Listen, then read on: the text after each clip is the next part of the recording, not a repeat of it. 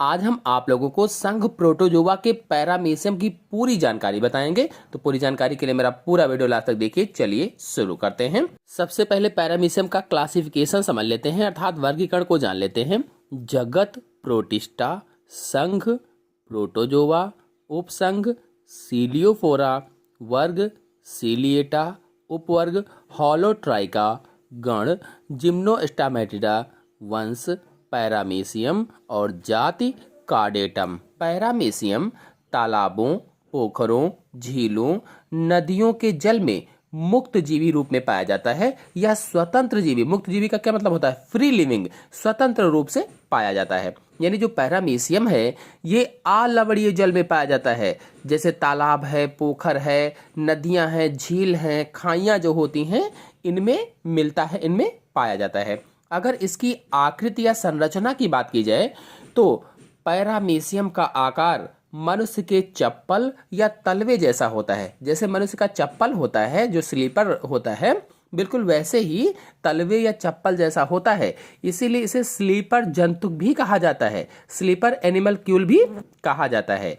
और जो पैरामीशियम है इस शब्द का प्रयोग सबसे पहले सन 1752 ईस्वी में जॉन हिल ने किया था। पैरामीशियम शब्द का प्रयोग किसने किया? सबसे पहले 1752 ईस्वी में जॉन हिल ने इसका प्रयोग किया था। और इसे स्लीपर जंतु कहते हैं, आपको बताया ही है। कहाँ पाया जाता है? तो तालाबों, पोखरों, खाइयों, नदियों, झीलों आदि में फ्री लिविंग रूप में पाया जाता है, मुक्त जीवी या स्वतंत्र जीवी रूप में पाया जाता है। आपको बता दें कि इसका शरीर बेलनाकार और लगभग में 0.3 मिमी लंबा होता है। हल्के भूरे रंग का होता है या पीले रंग का भी हो सकता है। इस पर अगर इसके पूरे शरीर की बात करें तो पूरे शरीर के चारों ओर महीन एवं सुदृढ़ लेकिन लचीली पेलिकल का आवरण होता है। यानी इसके चारों ओर पेलिकल का आवरण पाया जाता है। महीन सी होती है, सुदृढ़ होती है, लेकिन लचीली पेलिकल होती है। पैरामीशियम के चारों तरफ धागे नुमा संरचनाएं पाई जाती हैं, रोमाभ पाए जाते हैं, जिन्हें सीलिया कहा जाता है।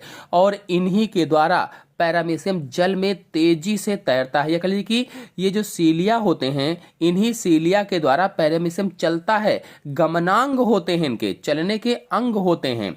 अधर तल पर एक तिरछी परमुखीय खांच या पेरिस्टोमियल ग्रुप पाई जाती है। परमुखीय खांच या पेरिस्टोमियल ग्रुप पाई जाती है। जो आप देख रहे हैं ये खांच है। जो पीछे एक चौड़े कीपनुमा प्रकोष्ठ को तुम्बिका भी कहा जाता है, वेस्टिब्यूल भी कहा जाता है अंग्रेजी में। तो क्यूपनुमा वेस्टिब्यूल में खुलती है। ये जो परमुखी खांच है, देखिए क्यूपनुमा वेस्टिब्यूल में खुली हुई है, कीपनुमा प्रकोष्ठ में खुली हुई है, तुम्बिका में खुली हुई है। प्रकोष्ठ से अपेक्षाकृत चौड़ी मुखाग्र गुहा या बक्कल कैविटी कोशिका द्रव्य में धंसकर कोशिका मुख द्वारा कोशिका ग्रसनी में खुलती है। मतलब ये जो तुम्बिका होती है, कीपनुमा वेस्टिब्यूल होती है, प्रकोष्ठ से अपेक्षाकृत चौड़ी और मुखाग्र गुहा या बक्कल कैविटी कोशिका द्रव्य में धंस जाती है और धंस करके कोशिका मुख द्वारा कोशिका ग्रसनी या साइटोफेरिंक्स में खुलती है। और यह एक नली के समान संरचना होती है, जिससे नली होती है, बिल्कुल उसी जैसे संरचना होती है। पैरामीशियम अपने भोजन का अंतर्ग्रहण इसी उपकरण के द्वारा करता है। यानी ये जो कीपनुमा होता है, इसी के द्वारा पैरामीशियम भोजन करता है। कोशिका द्रव्य एक्टोप्लाज्म तथा एंडोप्लाज्म में बटा हुआ है। जो कोशिका द्रव्य है वो एक्टोप्लाज्म और एंडोप्लाज्म में बटा हुआ है। जो बाहर का भाग है उसे एक्टोप्लाज्म कहा जाता है, जो अंदर का भाग है उसे एंडोप्लाज्म कहा जाता है। आपको बता दें, एक्टोप्लाज्म में जो आधारीय कणिकाएं होती हैं, बेसल ग्रेन्यूल्स होते हैं, इनसे रोमाभ निकलते हैं या सीलिया निकलते हैं। और कणिकाओं के बीच बीच में स्थित ट्राइकोसिस्ट या ट्राइकोसिस्टस नामक थैलीनुमा सुरक्षात्मक अंगक भी पाए जाते हैं। ट्राइकोसिस्ट ये जो पाए जाते हैं क्या होते हैं? ट्राइकोसिस्ट जो आपको दिख रहे हैं ये थैलीनुमा सुरक्षात्मक अंगक होते हैं।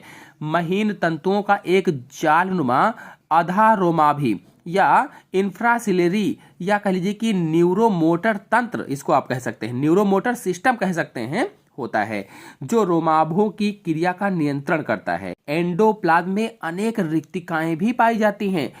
2 केंद्रक होते हैं, रिक्तिकाएं होती हैं, 2 केंद्रक होते हैं और अन्य अंगक भी पाए जाते हैं। एक बड़ा केंद्रक होता है और एक छोटा केंद्रक होता है। जो बड़ा केंद्रक होता है उसको गुरु केंद्रक कहा जाता है और ये सेम के बीज के आकार का होता है। जैसे सेम का बीज होता है बिल्कुल उसी तरीके का होता है, इसको गुरु केंद्रक कहते हैं। और छोटा वाला केंद्रक गोल होता है जिसे लघु केंद्रक कहा जाता है या माइक्रोन्यूक्लियस कहा जाता है। उसको मेगा न्यूक्लियस और इसको माइक्रोन्यूक्लियस कहा जाता है। और इसी में इसके अग्र सिरे पर तथा पश्च सिरे पर संकुचनशील रिक्तिका या कंट्रैक्टाइल वैक्यूल भी पाई जाती है।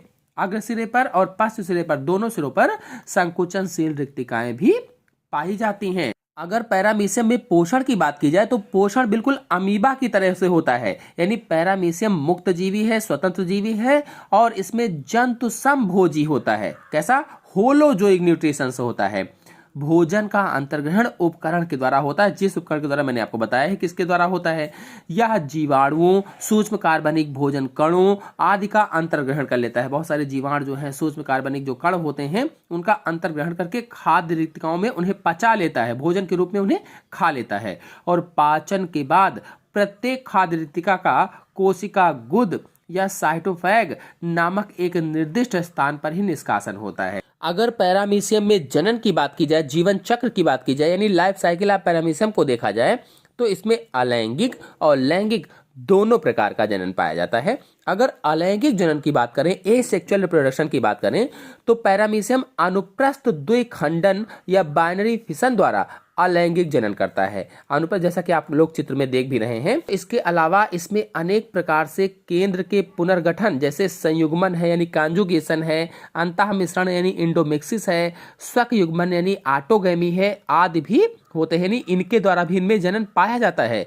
भोजन और तापमान की कुछ परिस्थितियों के अंतर्गत इसमें पुटी भवन भी होता है या इंसिस्टमेंट भी होता है।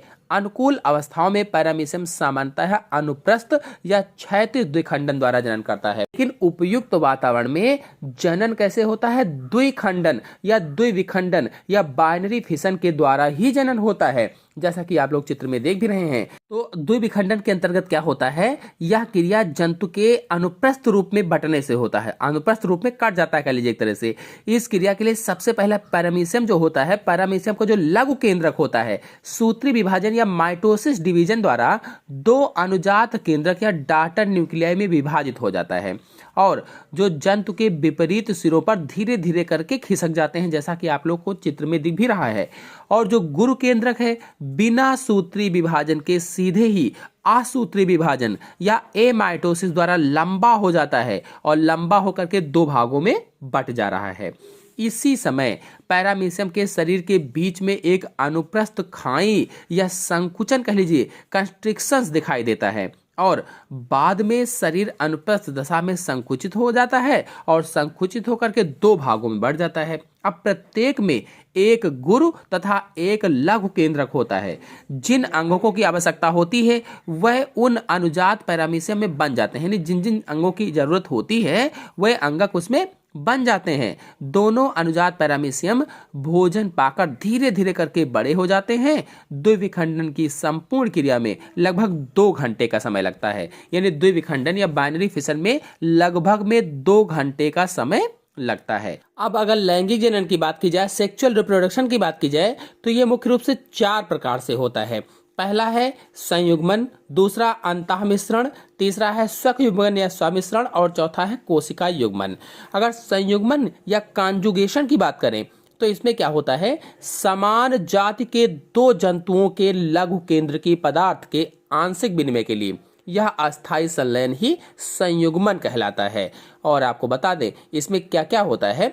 संयुग्मन में भिन्न भिन्न संगम प्रकार के 2 प्राणी या कह लीजिए पूर्व युग्मक अपने अधरतल से परस्पर संपर्क करते हैं, यानी जो इनका अधरतल होता है उससे परस्पर आपस में 2 प्राणी जुड़ जाते हैं और अपने मुख खांचों से जुड़ते हैं। जो मुख खांच होते हैं उन्हें मुख खांचों से जुड़ जाते हैं। इनके जुड़ने के स्थान की तंतुवक और एक्टोप्लाज्म हासित हो जाती है जैसे ही जुड़ते हैं तो क्या होता है, जुड़ने के स्थान पर तंतुअक और एक्टोप्लाज्म जो होता है वो हासित हो जाता है, कम होने लगता है और दोनों प्राणियों के बीच में एक जीवद्रव्यीय सेतु या प्रोटोप्लाज्मिक ब्रिज बन जाता है और जुड़ने वाले प्राणी संयुग्मक या कॉन्जुगेंट्स कहलाते हैं। प्रत्येक संयुग्मक या कॉन्जुगेंट्स का काय गुरु केंद्रक छोटे छोटे टुकड़ों में टूट जाता है और प्रत्येक संयुग्मन का लघु केंद्रक अर्धसूत्री या मियोसिस विभाजन से विभाजित होकर 4 अगुणित संतति केंद्रक या 4 अगुणित संतति लघु केंद्रक का निर्माण करता है, जिनमें से 3 अभ्रष्ट होकर अदृश्य हो जाते हैं। शेष बची एक संतति लघु केंद्रक सूत्री विभाजन के द्वारा विभाजित हो जाती है और असमान प्राक केंद्रक या युग्मक केंद्रक बनाती है। इनमें छोटी सक्रिय प्रवासी युग्मक केंद्रक व बड़ी निष्क्रिय अचल युग्मक केंद्रक होती है। ये दोनों युग्मक केंद्रक संलयित हो जाते हैं और संलयित होकर एक द्विगुणित युग्मनज या जायगोट केंद्रक या सिनकेरियन का निर्माण करती हैं। यह क्रिया उभय मिश्रण कहलाती है और जुड़े हुए दोनों पैरामीशियम 12 से 48 घंटे के पश्चात एक दूसरे से अलग हो जाते हैं और जब अलग होते हैं तो उस क्रिया को बाह्य संयुग्मक कहा जाता है। जो अलग हुए हैं उनको बाह्य संयुग्मक कहते हैं, जिसमें युग्मनज केंद्रक में शीघ्रता से 3 बार विभाजित होते हैं, जिससे प्रत्येक में 8 केंद्रक बन जाते हैं। इनमें से 4 लघु केंद्रक व 4 गुरु केंद्रक बनते हैं। 3 लघु केंद्रक खंडित होकर अदृश्य हो जाते हैं, जबकि शेष बचा हुआ एक लघु केंद्रक बाह्य संयुग्मन के साथ द्विखंडन द्वारा विभाजित होता है। इस प्रकार प्रत्येक बाह्य संयुग्मन से 2 संतति पैरामीशियम बन जाते हैं, जिनमें से प्रत्येक में 2 गुरु केंद्रक और 1 लघु केंद्रक होता है।